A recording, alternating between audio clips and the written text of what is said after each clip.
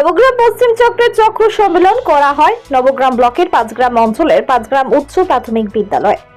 রবিবার 64তম নিখিলবঙ্গ প্রাথমিক শিক্ষক সমিতি এবিপিটিএ নবগ্রাম পশ্চিম চক্রের চক্র সম্মেলন করা হয় নবগ্রাম ব্লকের পাঁচগ্রাম অঞ্চলের পাঁচগ্রাম উচ্চ প্রাথমিক বিদ্যালয়। এই সম্মেলনে শিক্ষকদের সামনে উঠে আসে বর্তমান শিক্ষার কি অবস্থা সেই বিষয়টি নিয়ে।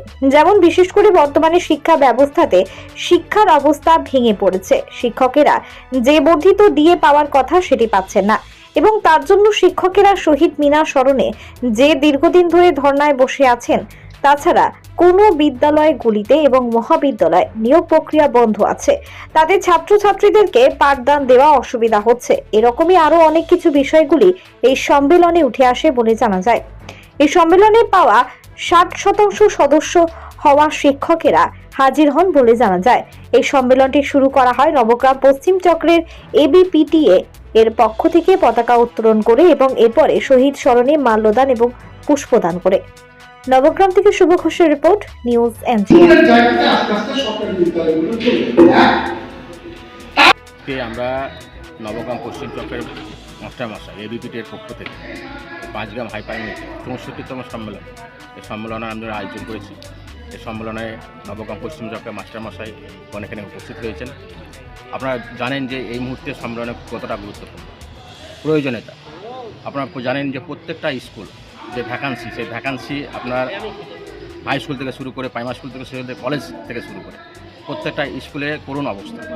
একজন করে টিচার তারা শিক্ষকতা করছে, প্লাস শিক্ষকদের যে দাবি দেওয়া আছে নির্দিষ্ট সময়ে আপনার যে বকেয়া যে 36% দিয়ে 46% থেকে এখন কমে মানে 36% মোটামুটি সে প্রত্যেকটা রাজ্যেই যখন কেন্দ্র হারে দিয়ে দিচ্ছে, মানে এই সরকার কিন্তু দিয়ে দিচ্ছে না।